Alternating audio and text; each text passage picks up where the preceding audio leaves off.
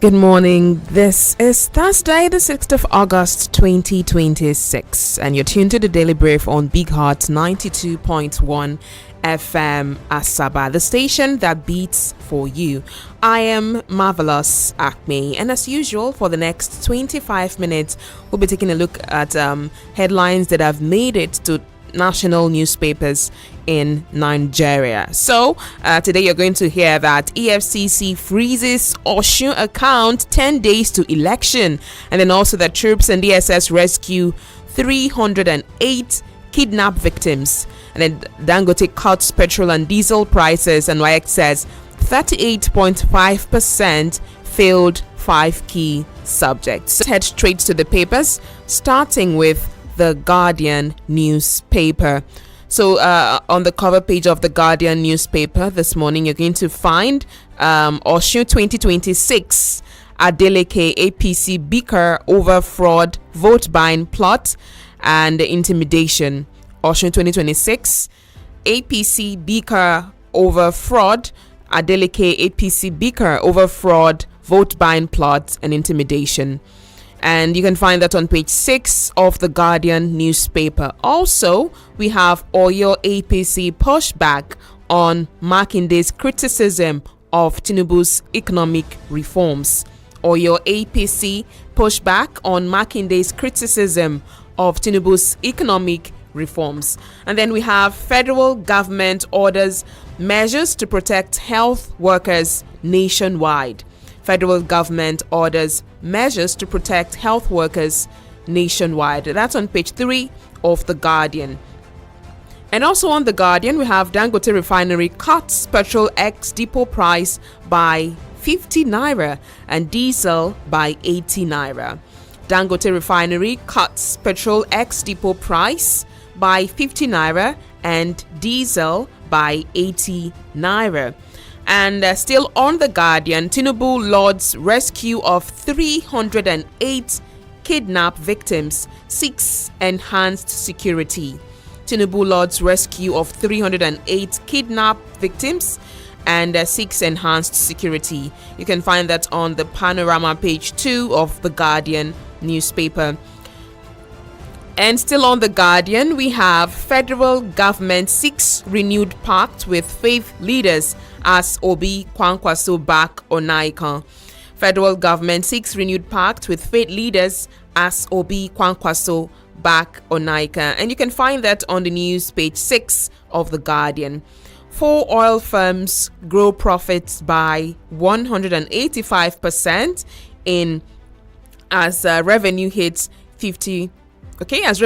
5 trillion naira. That's on the news page 15 of The Guardian. 4 oil firms grew profits by 185% as revenue hits 5 trillion naira. Reps to sanction NILDS for alleged participation in APC primary. Reps to sanction NILDS DG for alleged participation in APC primary. And that's on page 31 of the Guardian newspaper. I don't think that he was aware that you cannot hold a position while vying for office. If you want to be DG, be DG. If you want to be a politician and contest for positions, then you have to focus on that. Okay, we have Showore group protest in Abuja, Lagos against hardship and insecurity. Showore group protest in Abuja, Lagos against hardship and insecurity. You can find that on the news page 3 of the Guardian newspaper. All right, that's it from the Guardian. Let's move on to the Punch. And on the Punch this morning, we have NBA faults EFCC as OSUN account freeze sparks row. NBA faults EFCC as OSUN account freeze sparks row. And we have opposition accuses federal government of using EFCC to weaken Adeleke 10 days to governorship poll. Opposition accuses federal government of using EFCC to weaken Adeleke 10 days to governorship poll. And we have election timing irrelevant, suspicious transfers forced OSUN account freeze, says EFCC as OSUN governor kicks. Election timing irrelevant as suspicious transfers forced OSUN account freeze, says EFCC as OSUN governor kicks. And then also on that, we have NBA lawyers insist EFCC must obtain court order before freezing government accounts. NBA lawyers insist EFCC must obtain court order before freezing government accounts. These are some of the interesting developments we get to experience in this administration. Okay, fake agency probe, Adeyemi rejects closed door rep squeeze. Fake agency probe, Adeyemi rejects closed door rep squeeze, and that's on page 9. Also, we have WAEC result reveal, 38.5% failed 5 key subjects. WAEC results reveal 38.5% failed 5 key subjects, and that report is on page 9. All right, we have bus preaching ban threatens religious freedom, and that's coming from the Pentecostal Fellowship of Nigeria, PFN. It says bus preaching ban threatens religious freedom. What do you think? All right, and that all will be taken from the Punch this morning.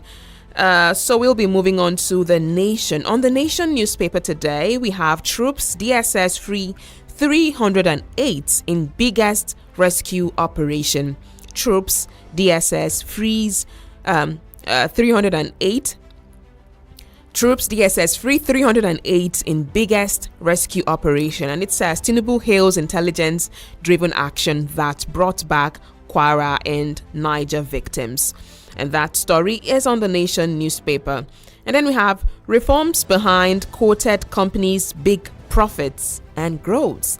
It's actually very big profits. I mean, when I saw that, I had to take a second look. 5 trillion naira in revenue from these big companies. And then we have the federal government saying that the reform is behind the quoted companies' big profits. If they hadn't put these reforms in place, these companies would not be making so much profit. Okay. And it says also on The Nation, consultation with religious bodies to go on, says SGF. The Secretary General of the Federation says consultation with religious bodies to go on, and no plan for one party state. And you can find that on page 5. From welfare to war fighting, Tinubu rebuilding armed forces. From welfare to war fighting, Tinubu rebuilding armed forces. And that's on page 2 of The Nation. And we also have federal workers to get wage award, others before end of month. Federal workers to get wage award, others before end of month. All right, and then we have 65% pass recorded in WAS and 167,486 results withheld. And that's on page 16. That's page 16 of The Nation newspaper. All right, let's move on now to the Vanguard newspaper. On the Vanguard, we have outrage greets EFCC's freezing of OSUN government's account. Outrage greets EFCC's freezing of OSUN government's account. Why we froze account? That's coming from the EFCC. And then also we also have Adeleke to challenge action in court. Anti-graft agency lacks power to freeze account. That's coming from the Osun State. It's an attempt to aid APC, a court party. This is political terrorism. That's coming from the ADC. And it says lawyers slam EFCC, call for adherence to due process. Lawyers slam EFCC, call for adherence to due process. All right, so anti-graft agency lacks power to freeze account. The Osun State's Accountant General is saying this. And also the lawyers are saying this is wrong. The Accountant General is saying it's wrong. So many persons are saying this is wrong. So why would the AFCC boldly freeze the accounts of a state without the right court order? And then the AFCC on their part saying that, well, they noticed some fraudulent transactions on the account. That's why That's why they froze the account, and it's very convenient that they started to monitor these accounts because the elections are close by, and then they notice these fraudulent transfers just very close to the elections. How convenient is that? Okay, so still on the Vanguard, we have NESG says business confidence rising despite soaring costs. NESG says business confidence rising despite soaring costs, and that's on page 19. We have federal government orders payment of civil servants outstanding wage. Federal government orders payment of civil servants outstanding wage award before August 15, and that's on page 8. NICOM revokes Nigeria Reinsurance's license. NICOM revokes Nigeria Reinsurance's license. That's on page 8 of the Vanguard newspaper. Still on the Vanguard, we have federal government to deepen consultations with Catholic bishops. That's coming from the SGF. Federal government to deepen consultations with Catholic bishops. And it says, as Obi Kwankwaso defend Onaika and Catholic bishops. That's on page 8. We have Dangote Refinery drops PMS to 1,165 naira per litre and diesel to 1,570 naira per litre. We have your Rainbow Coalition will be tested in 2027. Farah Dagogo tells Wiki your Rainbow Coalition will be tested in 2027. You can find that on page 12. And we have MTN hits 3 trillion naira revenue, reinvest 1.6 trillion naira in network. And that's on page 9 of the Vanguard newspaper. All right, and still on the Vanguard, we have WAEC releases 2026 results as 1.2 million candidates pass English and Maths. WAEC releases 2026 results as 1.2 million candidates pass English and Maths, and that's on page 9. Corruption claims, police accountability inside the VDM AIG GMO saga. Corruption claims, police accountability inside the VDM AIG GMO saga, and that's on page 7 of the Vanguard newspaper. Well, that's all we'll be taking from the Vanguard this morning. All right, that's all we'll be taking from the papers, and our review today, it's drawn from the Punch, the Guardian, the Nation, and the Vanguard newspapers. And so let's begin to, the headline that I found most interesting, that was the NBA faulting EFCC as OSUN account freeze sparks route. That was on the Punch newspaper. So the Nigerian Bar Association, they questioned the freezing of the Osun state government account by the EFCC, and lawyers have argued that government accounts should not be frozen without a valid court order, while the EFCC, on their part, they insisted that it's because of suspicious financial movements. That's why they had to freeze the account. So that justifies the action. And also political parties have also entered the debate, and the opposition is alleging the action is politically motivated ahead of the Osun governorship election. So I think this story is interesting because, first, talking about the rule of law, even agencies established to fight corruption must also operate within legal procedures, right? And then also timing. Timing matters a lot to me, because sensitive enforcement actions like this occurring very close to elections, it sometimes would question about it. This would raise questions about its neutrality, if there is any hidden agenda behind it.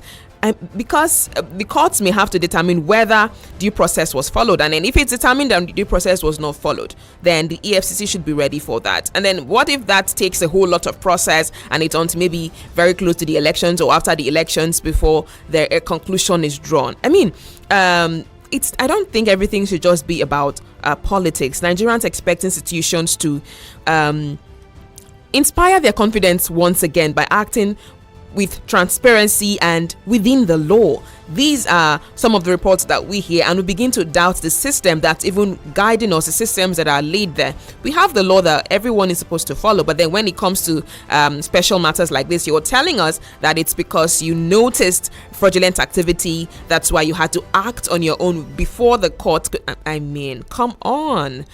Well, that's it on that one.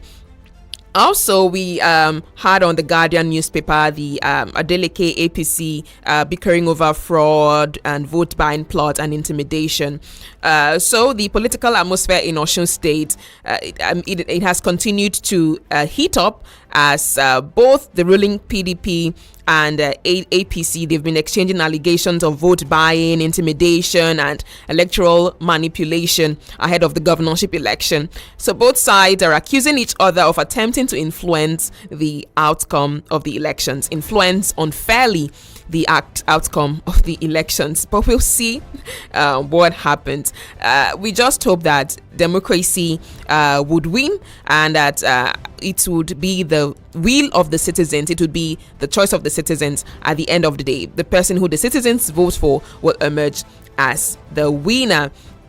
And then we also had the big story of troops and DSS freeing 308 in biggest rescue operations. That's very commendable. And according to the report, security agencies rescued 308 kidnapped victims from forest areas in Kwara and Niger states. President Tinubu praised the operation and described it as one of the country's biggest rescue missions. And this is encouraging news. For the first time, we're getting encouraging news and not reports of more abductions, more kidnappings. This is very encouraging. So successful rescue operations like this just show improved intelligence gathering and how security agencies can collaborate to make Nigeria safer again. So, and then I also don't think that rescue operations are the only solutions. We would like to see greater attention being paid on preventing the kidnappings and ensuring that these criminal groups cannot carry out kidnappings in the first place. Yes, while we are hailing their actions, they've been able to rescue these children. Can we get to a point where we are able to curb kidnappings and abductions completely, that we don't even have to talk to the security agencies to collaborate to get the kidnapped victims released? Let them collaborate, let them work together to stop these kidnappings. I think that would be better for us as Nigerians. All right, so we talked about the Dangote refinery dropping petrol price to 1,165 naira per litre and diesel to 1,570 naira. So this latest reduction in the ex-depot price is expected to influence fuel prices and in Nigeria and different parts of Nigeria. We just hope that it's effected as soon as possible. You know, the major complaint we get when reports like this come out is that it takes the filling stations a second to raise the prices when it goes up, but then it takes them like forever. They have to sell out completely before they now effect the change. Well, we as consumers will welcome any reduction in fuel prices, and we hope that marketers pass those savings onto motorists so that we'll not continue to get a higher cost of transportation, and we will have petrol readily available. And finally, I will not leave without talking about WAEC announcing that it has released its 2026 examination results, and according to the report, 65% recorded credit passes overall. However, 38.5% failed 5 key subjects, and over 167,000 results have been withheld pending investigations into examinations malpractice. Yesterday I was going through the report and I saw about 2 centers in Asaba that were affected. So this is kind of a mixed outcome. While majority achieved success, the high number of withheld results is actually very worrying. Over 160,000 results withheld. That's a very large number. And there has been this persistent challenge of examination malpractice, and it's calling for better supervision and more ethical education and maybe better investment in learning facilities. Is it that the education system is too difficult that we now agree that you cannot pass this without malpractice, or what's the problem? Maybe there have to be I remember sometime before I had my WAEC results, there was this meeting that was held with students and teachers. They were asking us, why would we even resort to malpractice? Are the questions too difficult? And then the major concern was that sometimes they ask these questions and you may not even understand what exactly they are asking. Can they be more straightforward? Can they be more direct with their questions? That was my major concern then. But well, thank God we all scaled through that. Oh wow, it's 27 minutes already gone past 8 a.m. So that's how we wrap it up on the Daily Brief this morning. Many thanks for making us a part of your morning routine. So join me again tomorrow at 8 a.m. for another edition of the biggest headlines in Nigeria. I am Marvelous Acme. Keep listening to Big Heart 92.1 FM, the station that beats for you.